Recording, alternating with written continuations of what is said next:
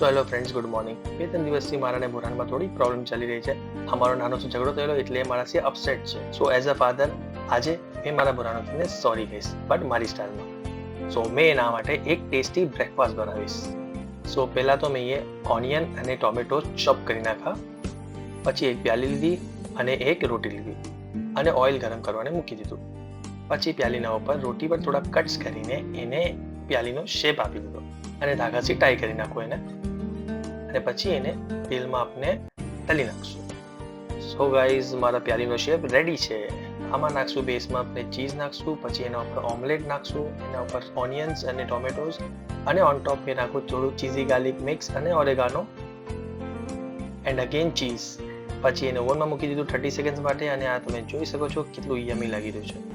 Guys, મેં કંઈ professional chef નથી, બટ આ જે મેં બનાવ્યું છે પ્લીઝ લેટ મી નો તમારે કેવું લાગ્યું. હવે લેટ સી બુરાનનો શું રિએક્શન છે. વાવ! સો ગાઈઝ, આ મારો તરીકો છે બુરાનો દિલને સોરી કહેવાનો. આઈ મેડ અ ટેસ્ટી બ્રેકફાસ્ટ ફોર હિમ અને I can see he is happy. અને આ કરવાથી મેં નાજીને એક શીખ આપવા માંગુ છું કે તમે સોરી કહેવાથી નાના યા મોટા નહીં થતા. સો ગાઈઝ, આ મારો તરીકો તમારે કેવો લાગ્યો please let me no in the comment section. तू मेरा दिल, तू मेरी जान.